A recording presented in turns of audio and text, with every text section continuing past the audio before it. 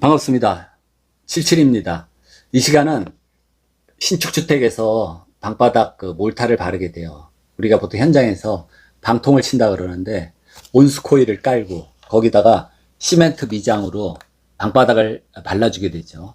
근데 과거에는 세멘트 모래 이거를 개가지고 미장공들이 다 이제 그 흑손이라 그러죠. 흑손.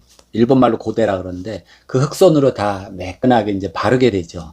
기술력의 차이에 따라서 그 정도가 달라지는데 요즘에는 그 작업이 직접 개서 또 저 날르고 너무 힘들기 때문에 요즘에는 그렇게 안 하고 레미콘 회사에서 미리 믹싱된 몰타를 주문해 가지고 현장에 믹싱 트럭이 오잖아요. 그러면 또 펌프카가 있어요. 그래서 그 펌프질을 해서 각 방바닥으로 전부 그 죽사발된 몰타를 보냅니다. 그리고 나서 물기가 좀 빠지면 그 흑손으로 문질러서 방바닥을 이제 고르게 만들고 이런 작업들을 요즘에 들어서 하게 돼요. 근데 이게 왜 금이 가냐 이거죠. 크랙이 가냐. 첫 번째 원인으로 들 것 같으면은 그 레미콘 공장에서 그 몰탈 배합에 있습니다. 그 배합이 원인이 돼서 크랙이 갈 수가 있어요. 일단 간략하게 그렇게 얘기를 드리고, 그러면 어떻게 배합을 하면 크랙이 가고 어떻게 배합을 하면 크랙이 안 가냐, 요 문제입니다. 우리가 과거에 세멘트하고 모래를 직접 개가지고 삽으로 개서 물을 넣고 그렇게 해서 미장용 몰타를 만들어서 바르는 경우는 거의 크랙이 안 갑니다. 그 이유는 몰탈이라는 게 뭡니까? 세멘트하고 물하고 섞으면은 세멘트 죽이 되죠. 세멘트 페이스트라 그러는데 그거는 무슨 역할을 하냐면 모래나 또 콘크리트에선 자갈 이런 것들을 접착시켜주는 접착제 역할을 합니다. 우리가 깨강정, 콩강정 같은 걸 만들면 꿀에다가 또 물엿에다 버무리잖아요. 특히 물엿에 버무리는데 물엿이 뜨거울 때 뒤섞어서 굳히면은 물엿이 식으면 물엿이 접착제 역할을 하는 거죠. 본드 역할을 해서 깨나 콩이 자기네끼리 딱 달라붙어서 그쵸 딱딱한 콩강정, 깨강정 이런 게 되는데 똑같아요. 이 모래하고 자갈이라든지 이 골재라 그러죠. 그거를 접착시켜주는 역할이 세멘트하고 물이 섞인 세멘트 죽입니다. 그래서 얘네들은 접착시켜주는 역할을 해요. 그러면 같은 크기에 같은 덩어리에 이게 몰탈 덩어리든지 뭐 콘크리트 덩어리든지 간에 이거를 접착시켜주는 세멘트량을 얼마를 집어넣어야 되냐. 그거는 이 한 통 안에 들어있는 그 골재, 모래나 자갈의 표면 면적에 비례해서 많이 들어가게 됩니다. 왜? 접착제가 모래나 자갈의 표면을 전부 어떻게 돼요? 그 접착제가 발라져 있어야 되죠.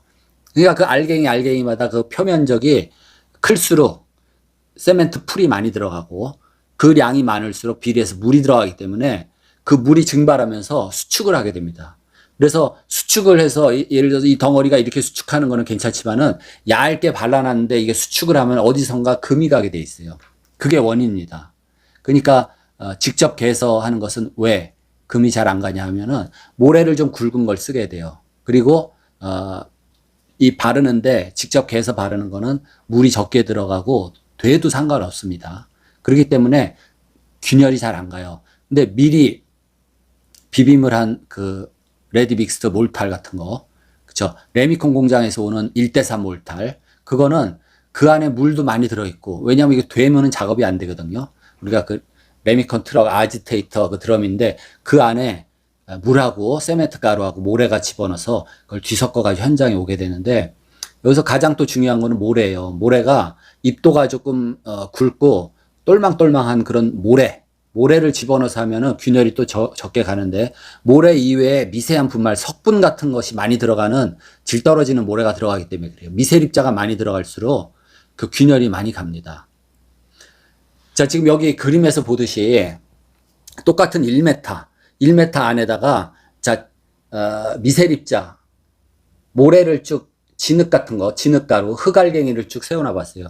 그랬더니 요 같은 1m 안에 흙알갱이가 예를 들어서 입자 만 개가 들어갔어요. 1m 안에. 그 다음에 두 번째 모래를 또 줄을 세워놔 보니까 1m 안에 한 1000개가 줄을 섰어요. 모래 알갱이가 일렬로. 그리고 자갈을 또 줄을 세워보니까 자갈은 1m 안에 100개가 줄을 섰어요.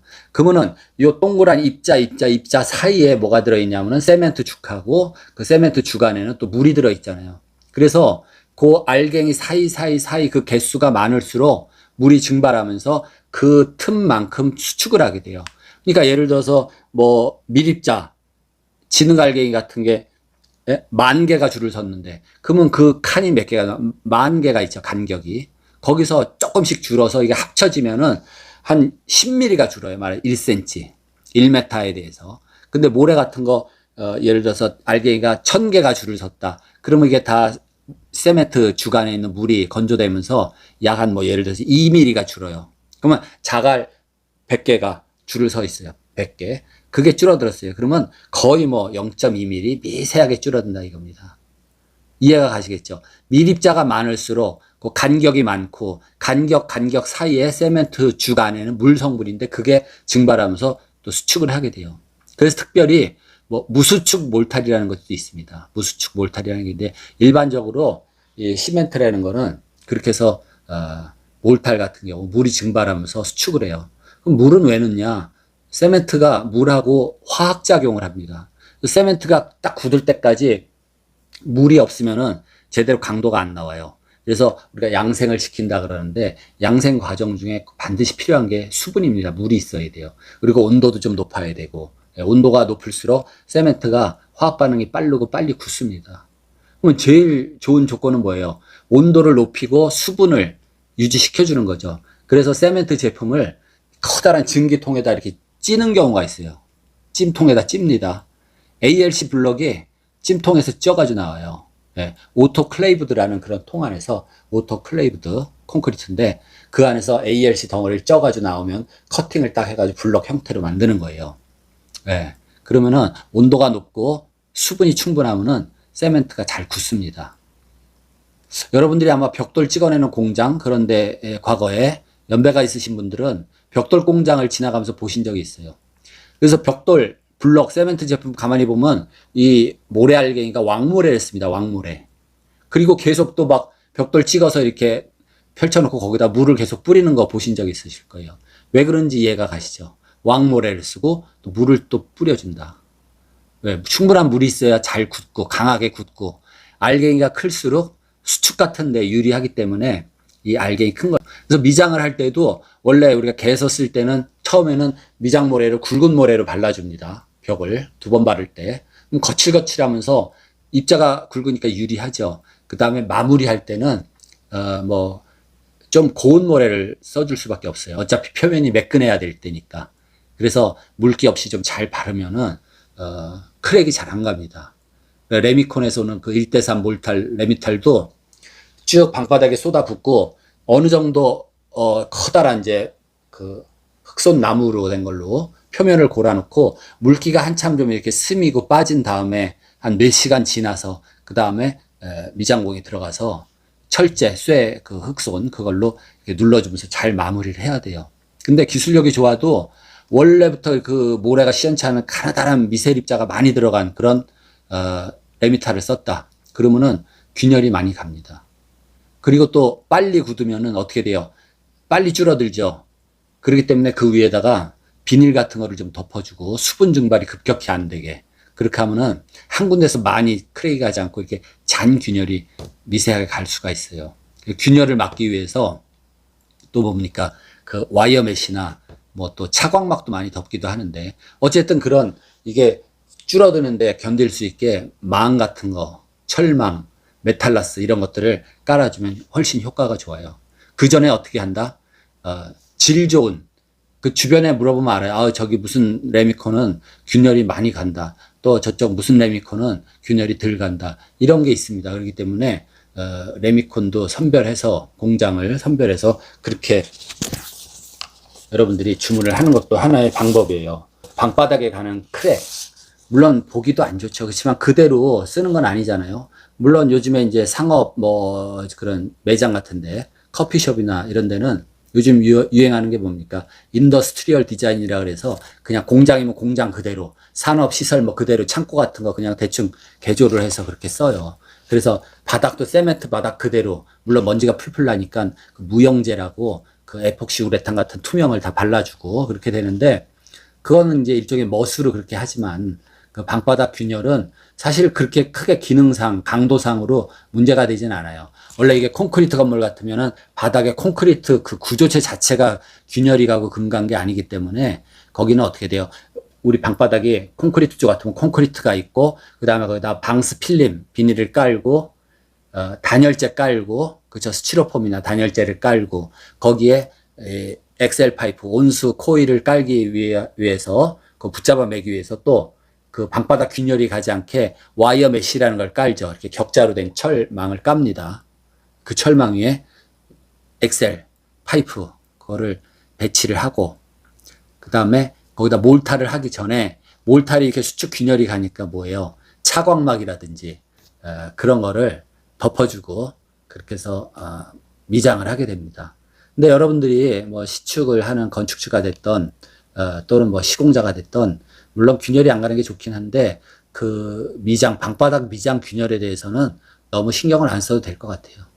어차피 여차하면 균열이 자주 가고, 또 균열이 갔다고 해서 구조적으로 이렇게 문제가 되는 건 아닙니다. 어차피 그 위에다가 뭐 마루를 깔던, 우드 타일을 깔던, 뭐 모노리움을 깔던, 예?